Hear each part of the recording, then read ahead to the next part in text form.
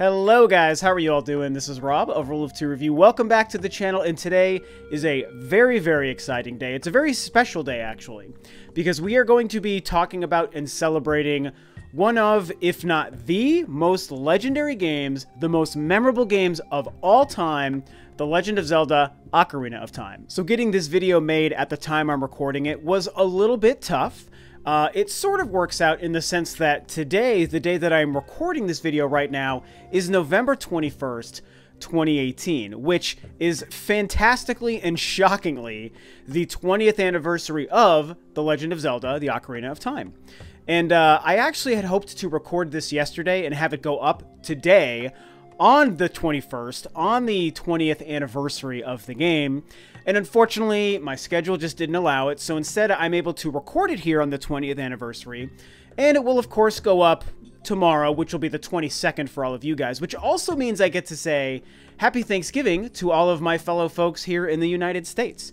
I thought that as much as I wanted to actually record my thoughts and discussion on Ocarina of Time to go up on the 20th anniversary, in a weird way, I think it's kind of cool that instead it'll go up the very following day, which happens to be a holiday, Thanksgiving here in the States. Most people, a lot of people, hopefully won't be working, just having a nice relaxing day, watching football, drinking beer, hanging out with people, eating food, and maybe have a little bit of time to watch this awesome kind of discussion about one of the most famous games of all time. Anyway, all that stuff aside, what I want to do is, obviously, talk about and celebrate the Ocarina of Time, because holy cow, it's been 20 years, you guys. 2 flipping decades.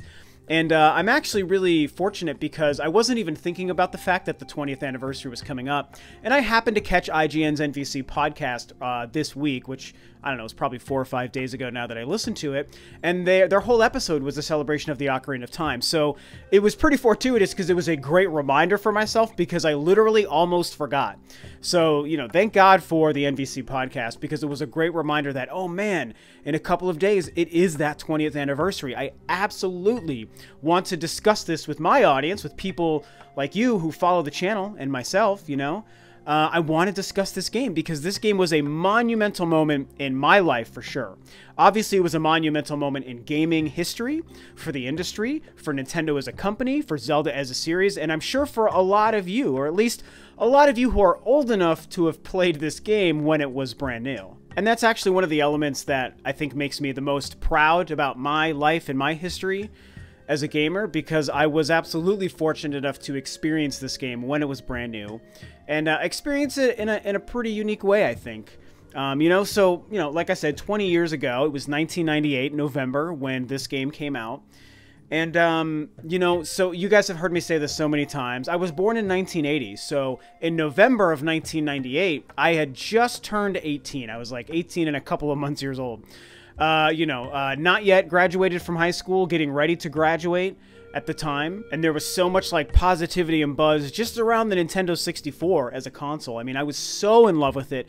Myself, my younger brother, my girlfriend at the time, my high school girlfriend, who was a long-term relationship. That wasn't just like a high school, you know, 17, 18-year-old fling for a couple of months. We were together for almost 3 years. So, you know, the three of us, and also a lot of my really good friends at that time, we spent a lot of time gaming as teenagers and kids, and a lot of time playing the Nintendo 64. Mario 64 had come out just a couple of years beforehand and blew everyone's mind. Star Fox 64 was even the year before. If I'm remembering right, Mario 64 was 96, Star Fox 64, Mario Kart 64, and GoldenEye were all 97, and then in 98 came Zelda 64, Ocarina of Time, what would eventually become Ocarina of Time. And oh my god, the hype was real, you guys. And I mean, gosh, I have so many memories about this game, I don't even know where to begin. One of the things I remember was, it actually was my younger brother, who would have been about, I don't know, 14 or 15 or so at the time. He actually had saved up money to reserve a copy. And, you know, when you're kids and you're teenagers and you live together, because this was about 2 years before I moved out, when you're kids and you live together, like, you know, a video game console and the games for that console are essentially everybody's. if you have siblings and you guys all game when you're kids, it's kind of like it's a communal console and a communal library. So just knowing my brother was going to be picking up the game was exciting, because it's like, hey, I'm going to have Ocarina of Time because my younger brother is buying it. And he saved up his money and he reserved the game. And at that time, reserving and pre-ordering a video game, you guys, in the 90s, it wasn't like unheard of, but it just wasn't common. It wasn't a practice that people were familiar with and that we did. But he did do that. And so he also, of course, got the gold cartridge version. And I feel terrible. I don't have my copy of my Nintendo 64 or my copy of Ocarina of Time. It's somewhere probably in a box with my parents' stuff. Maybe my brother has it in Tennessee, but I don't think he does. You can see what I have here, my 3DS copy, and then also I have an unopened Majora's Mask N64 game, so I just put it up there because it kind of is relevant.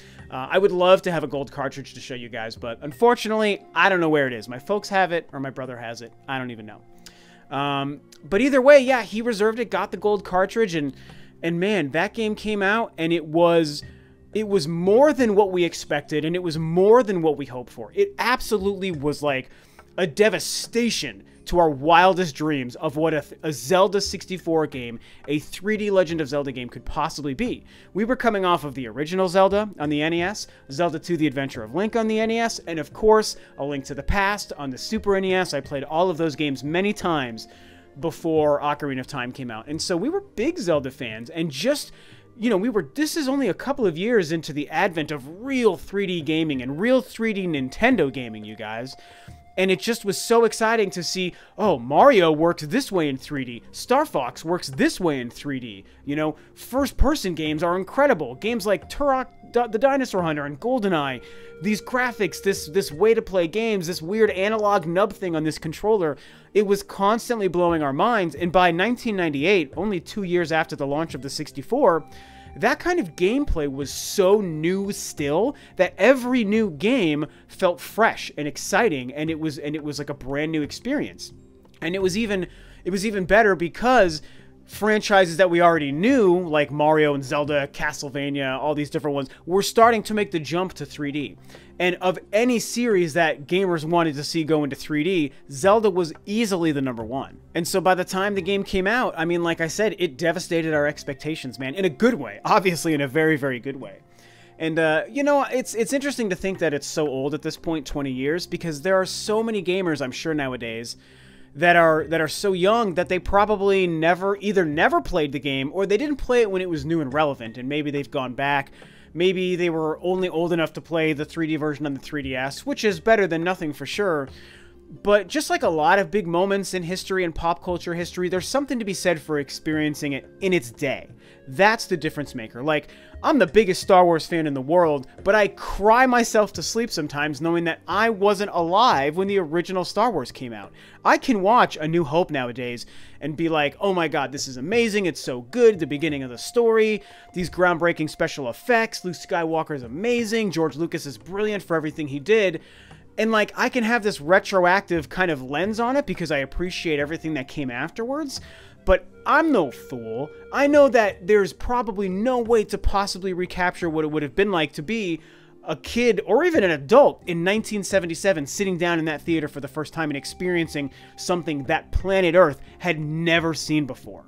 And I think the same holds true for the gaming industry and for some of the biggest moments in gaming. And to me, I would probably say the #1 moment that is the most analogous to Star Wars: A New Hope in 77, I would probably think is Ocarina of Time. We obsessed over this game, you guys. I mean, when this game was out, more than Mario 64 2 years prior, because Mario 64 had the same effect on me, but once Ocarina of Time came out, it was a whole new ballgame, man. And it was all I could think about, all I could talk about. We borderline fought over the 64 because I remember my then girlfriend spent so much time together. She was always at my house and stuff. And so my brother had a file he was playing, I had a file that I was playing, and she had a file that she was playing. And we were all like going through the games at different times and different paces and stuff and seeing what the other person was doing and, oh, I've already done this, now I'll watch you do it, and yada, yada, yada, helping the other person. And we all just, over the course of, I don't know, a month or two, we all kind of went through this game simultaneously, and it still was just, it was just something that was just, it just encapsulated every waking thought you had. because seeing the transition done so perfectly to 3D was just monumental, man. And it was something where I didn't think that games were ever going to be that good, and I didn't think that they would ever be better than that afterwards. Obviously, the argument could be made that clearly games have improved, and you can even look at subsequent Zelda games. In fact, there are 2 Zelda games that I prefer to Ocarina of Time, and they both came out since that game. So that's obviously how that goes, but at the time, you can't really picture the future very well. So as far as we knew, this was it. This was the best Zelda's ever going to get. This was the best video games are going to get. Is this game The Legend of Zelda Ocarina of Time? So I jotted down a few notes and kind of like categories and topics that I wanted to quickly go over as far as why this game was so great. I've got them on my phone here. And kind of why it made such an impact on me as an 18-year-old, kind of experiencing Zelda and Nintendo start to grow up with me as a later teenager. I mean, the first thing, obviously, is the graphics. You know, obviously, nowadays, they're dated, and young kids who didn't get to play the game obviously might think, oh, it's just old, bad 3D graphics. Look at how bad it is. Ha, ha, ha. It looks ugly, whatever. But, I mean, come on. Don't be stupid. You all know that when it came out, it was amazing. And that was absolutely how it felt at the time. I mean, turning that game on, seeing the amazing 3D visuals, what Link and Hyrule and the castles and the towns and the villagers and the combat and everything was like in 3D was mind-blowing, man. And the music, I mean, obviously the music is a huge part of it as well. And it just was something where fireworks went off in your brain because you were so used to this different 2D, you know, top-down sort of perspective on Link as a character and on the world of Hyrule. And to see it realized in 3D so perfectly was amazing. And because the world was so big, I would argue that it is an open world game. Some people would tell you that it's not. I would argue that it is. And I'm actually going to get to that in a different category, so I don't want to go too much into that. But yeah, I mean, the graphics were amazing, you guys. Like, it set such a standard. The other thing that I think is really important to talk about, obviously, along with the graphics, is the combat. And along with the combat is Z-targeting, like the introduction of Z-targeting. Because if you think about how hard it would have been to take a game that typically played the way the NES and Super NES games did, and then all of a sudden make it 3D in a time where 3D was brand new and uncharted territory, and you've got this weird analog nub that, again, at the time was very strange and new, and we were still adjusting to how we controlled games that way. And imagine how difficult it must have been for Nintendo and Miyamoto to take what was 2D Zelda and make it 3D and deliver on all fronts, you know, 10 out of 10 on every single possible category and just do it. And obviously gameplay and combat had to be like tantamount to anything. Like, it's got to be fun to play. And that is Nintendo's way of development. That is Miyamoto's way of development. And it made it into this game for sure. And I mean, not being able to jump was a shock. And I like hated that at first, but I got used to that. And obviously the game is so cleverly designed around that. But again, Z-targeting, man. Just being able to hold that Z trigger down, and suddenly you're in a 3D space, and you're targeted on this item or this enemy, and you can move around it, you can jump, you can slash, you can do all this stuff. That has essentially become a standard that so many other games use nowadays. And that really changed the game, and I think it showed the rest of the industry, hey, this is how 3D works. This is how 3D gameplay works. This is how 3D world building works. This is how 3D combat works. Look at the blueprint that we're laying out for all y'all, and just do this because we are geniuses and we figured it out and we managed to make it perfect in the biggest franchise at that time. Now, another thing I want to talk about is definitely personal to me, and it's specifically Hyrule Field, because if there's any memory that sticks out to me in Ocarina of Time, and there actually are many, don't get me wrong. I mean, the first time you go into the future, oh my god, like, I can't even go into that right now because it'll take me 28 minutes. But even before that, my very favorite memory of my first time playing the Ocarina of Time in 1998 was the first time you get out of Kakariko Village, and you get out and you got this like grassy like hallway that like veers off just to the side. And so you get out of the village, you get out of the forest, you go up this thing just a little bit, you turn out, and you just turn to the right, and you just go. And then all of a sudden the camera stops and pans back and turns around and just shows the expanse of Hyrule Field for the first time. And it's like the game presenting like, congratulations, your reward for getting out of just our beginner area and our beginner Great Deku Tree Temple is this amazing, humongous world of awesomeness. Go have fun. And it was like, oh, look at how huge this world is and how huge this game is. And I got like the nerd gamer tingles that I don't think it'll ever be duplicated. Not even games that I prefer to Ocarina of Time, like Metroid Prime or Breath of the Wild, other non-Nintendo games like The Last of Us. None of those, not even my favorite game of all time, Metroid Prime, gave me a feeling that pure and that exciting and that just real. And it was almost like intimate. It was like I just connected with that game in such a way when it showed me how big Hyrule Field was. And it was literally just the game saying, here you go.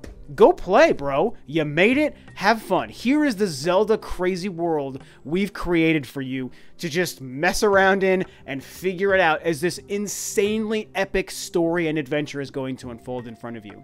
And so for me, I mean, that goes down as probably one of my favorite gaming moments of all time. If I was to make a list of my 10 favorite gaming moments, I mean, that's going to be really high up on that list, man, is the first time I walked into Hyrule Field. It just meant so much to me. And that's why I did want to get back to this idea, is the idea of Ocarina of Time, or even subsequent Zeldas being open world games. Because that is a conversation, that is a debate some people have, and I think the vast majority of people feel like, no, Zelda games, not, you know, Breath of the Wild notwithstanding, Zelda games and Ocarina of Time, not open world. It's just a big world, but it's not an open world game. And my argument is, yeah, I actually think it is an open world. I think when you look at what games were, the scope of games and the linearity of games at that time before the Ocarina of Time came out, 99.9999999% of all games before Ocarina of Time were just linear adventure games. Ocarina of Time was of a very, very, very small percentage of games that came out and presented just a world for you to just go places and discover and do this over here and do that over there. And here's a secret. Here's a new area. I can't get there, but I'll come back. And, oh, here's a place where I can talk to someone that'll tell me what to do. And now I go this way. And it's like, that's the 1998 version of an open world. Like, to me, it's unquestionable that that is a 1998 open world game and experience.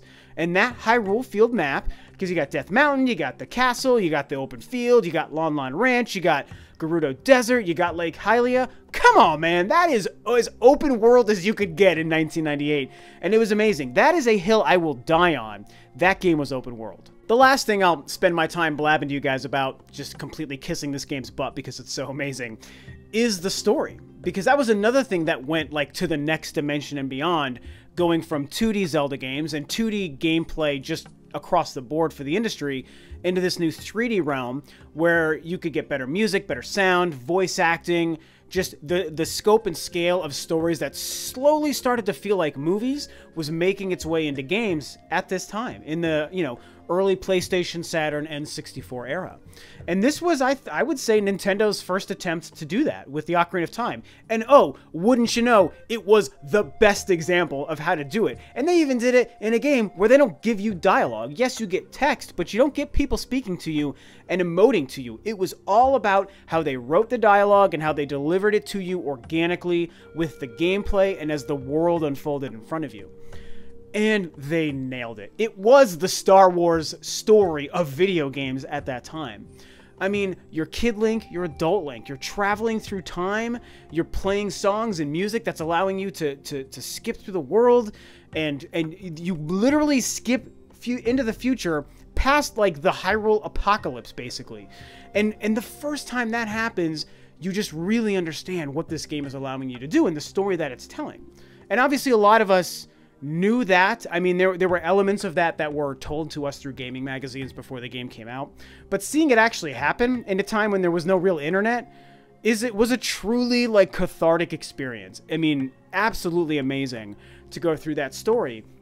And just to make your first foray into this kind of epic storytelling so vast and so grand, to make it a time travel story, and on top of that, a time travel story where you go back and forth in time at your own whim, like whenever you want, and even some puzzles require you to do that. You can just keep going back into 7 years ago or back into 7 years in the future. You're Kid Link, you're Adult Link, you're solving these puzzles, you're talking to these people. I could just gush forever. I mean, it really was something special. And I mean, it's almost like of all the great things that game did, Nintendo didn't even need to make that extra step to also deliver a groundbreaking, incredible story. It would have been a 10 out of 10 masterpiece, legendary game without a good story. But in typical Nintendo Miyamoto fashion, they went that next extra mile. They went there and they delivered. Beautiful graphics, beautiful sound, beautiful combat, beautiful open world, beautiful story, amazing ending, incredible final boss. It did everything perfectly, and that is one of the many reasons why it is still one of the very best games of all time. There are many other facets to the game that I could continue to talk about, even like the legacy that it kind of created, the blueprint for Zelda games that it really started for games for a while afterwards. The inclusion of the Ocarina, I did almost want to talk about that for a while, but I don't want to get too sidetracked. But the inclusion of the Ocarina itself, a musical instrument you could play, was obviously incredible.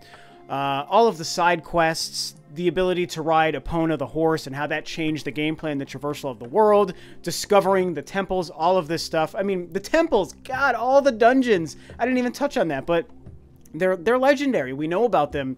They were amazing. It's another thing this game did incredibly perfectly. The first time out in 3D is like, what was it? Is it 10, 8, 9, 10 dungeons or so? Because there's 3 as a kid, and then somewhere between 5 and 7 as an adult. I can't remember now, but I mean, that's a lot. And they were huge, and to have so many perfectly executed dungeons with crazy puzzles and bosses, the list goes on. And so, to wrap this up, so that this doesn't become a 40-minute conversation about the Ocarina of Time, it's amazing. It's one of the best games ever. For so long, it was my favorite game of all time. And I would even argue that while I have a favorite game of all time that is not the Ocarina of Time, if you were to ask me to make a list of the best games ever made, which would also include how they were delivered at their release, because that's how I consider movies and video games, as a snapshot in time of the period in which they released, because I think that is the truest and fairest way to consider a video game, a movie, a console, things like that, then I might say that Ocarina of Time might be the best game ever made at the time that it released. I think it might be #1, and if not #1, it's like 2 or 3 probably.